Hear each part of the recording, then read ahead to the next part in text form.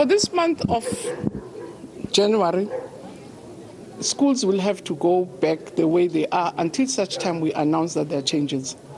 We are working as the department with our provinces to engage with all the other bodies like your health department to say we need first to reduce the social distancing, but we also need to scale up our vaccination programs. Fortunately, I was told that we're at 80%, which is comfortable. We want to have vaccination of your older children, just to create a safe space, and then be able to go and negotiate with health to say we need to reduce from 1.5 to 0.5, which will give us more space and more leeway. So that's what we plan to do in the first 2 weeks when Cabinet resumes. And we had actually started engaging with them before the Omicron came in and really created some havoc that it's doing. So we'll be advised by health whether that is advisable.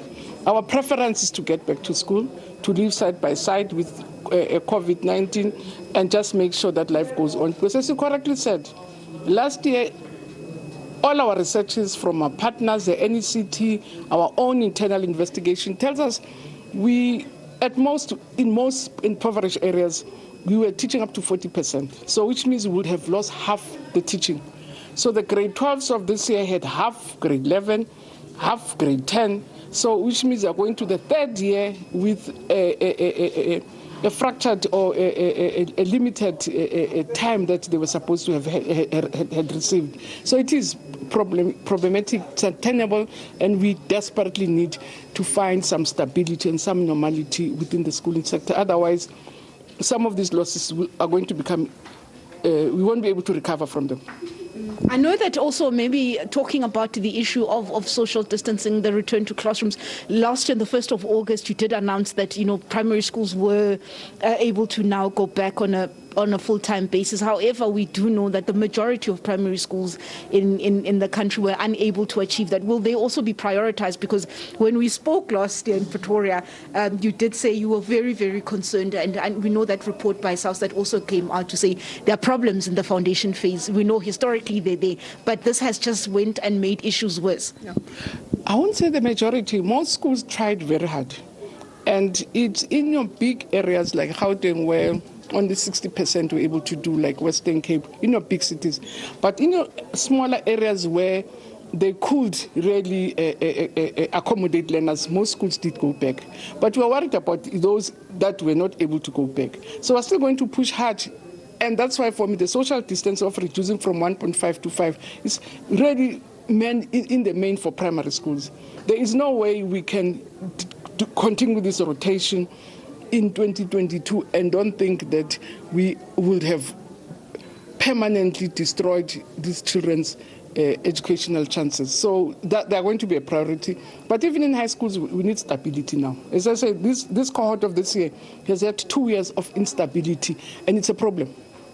And also, I think you spoke about Western Cape. You mentioned Western Cape as well as Gauteng. Limpopo as well. Let me add this to this, make this the third province. We just got off a crossing with one of our colleagues, Mulemo, who's in that Pretoria North corridor. Yeah. Huge challenges there every year. In terms of nationally, are you able to paint us a bit of a picture where we're sitting in terms of placements? Let's also talk about those children that don't know where they're going. A lot of frustrated parents in some of your district offices. What would have happened, we take registrations as early as July, August. So those kids are in our system.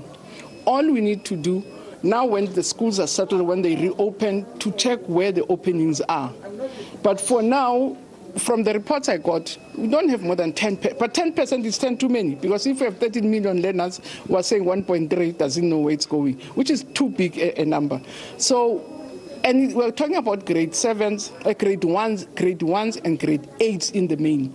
But obviously there are other grades where children are migrating, parents are moving in different directions and need new schools.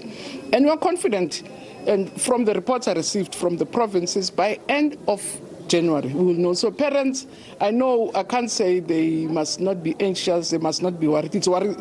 Even kids get very restless. But we will do whatever it takes, everything in our powers, to make sure that we settle as quick as possible. But we are not 100% settled now.